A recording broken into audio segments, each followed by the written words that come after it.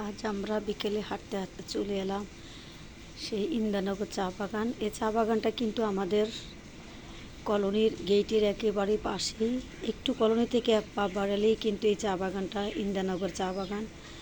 সবসময় আমরা বেশিরভাগ চা বাগানে হেঁটেই বেড়াই বা হাঁটতে আসি বিকালের যে হাঁটাটা, কিন্তু আজকে এলাম তারা যারা পাতা তোলে চা বাগানের কর্মীরা, শ্রমিকদের, ওদেরকে ওরা সিরিয়ালে সবাই কাজ করতেছে অনেক সুন্দরভাবে। কী যে ভালো লাগতেছে! আল্লাহ পাকের সৃষ্টি এত সুন্দর, যতই দেখি নয়ন জোড়ায় তবু মনে হয় যেন আরও দেখি। আল্লাহ যেন কত সুন্দর! আল্লাহ পাক আমাদের এত সুন্দর দুনিয়ায় সব কিছু সৃষ্টি করেছেন, না জানি উনি কত সুন্দর। হে আল্লাহ, আপনার শুকরিয়া আদায় করি, আলহামদুলিল্লাহ। এত দেখি এরপরও নয়ন জোড়ায় না, যতই দেখি আরও দেখতে মন চায়। ওদের সাথে আমরা একটু কাছে গিয়ে কথা বলি, ওদের সাথে আমরা পাতা তুলি। ওরা ভীষণ মিশুকভাবে কাজ করতেছে। ওরা কী যে নিখুঁত কাজ করে, ওদের মধ্যে কোনো রকমের ঘুষ সুদ কোনো কিছুই নেই। ওরা অক্লান্ত পরিশ্রম করে সারাদিন পাতা তুলে, এই যে মাথায় বাঁধা ঝুড়িতেই তুলে সেই কাপড়ের ব্যাগটা, এটা নিয়ে যখন সারাদিনে কাজ শেষ হয় তারা, তাদের মালিক আসে গাড়ি নিয়ে, সবাই সিরিয়াল মতো ওখানে চলে যায়। তারা এত পরিশ্রম করে সকাল থেকে সন্ধ্যা পর্যন্ত, তাদের মাথায় কোনো রকমের টেনশন নাই। যারা অতিরিক্ত ঘুষ সুদ বা পাহাড় পরিমাণ টাকা আছে, যেমন তারা রাতে ঘুমাতেই পারে না টাকার টেনশনে, আর এরকম যারা পরিশ্রমী মানুষ এদের কোনো টেনশন নাই।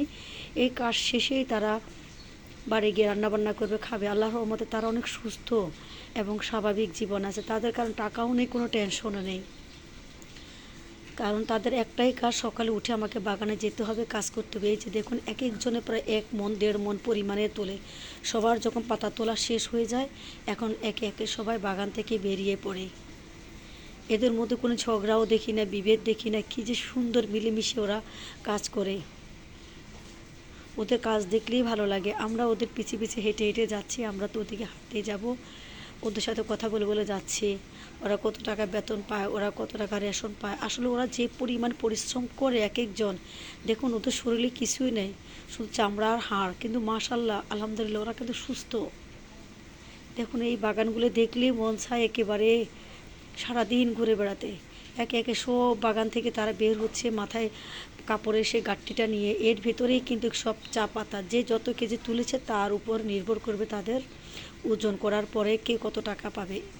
একদিন 70 টাকা করে ওদের হাজিরা। আসলে ওরা এত পরিশ্রম কিন্তু করে, কিন্তু ওদের আসলেই পোষায় না।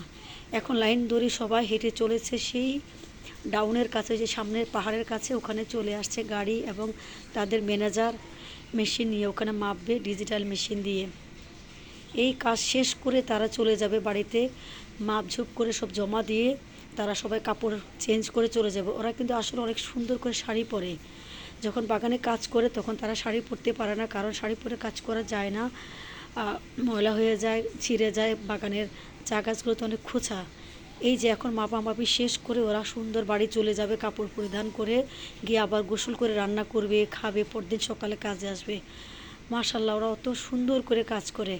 আর আমরা এত আরাম আয়েশে থেকেও কিন্তু আমাদের অসুখ বিসুখের শেষ নাই, কারণ তারা অনেক পরিশ্রমী। তাদের পরিশ্রমের মূল্যই আল্লাহ তাদেরকে সুখে রাখে, আলহামদুলিল্লাহ।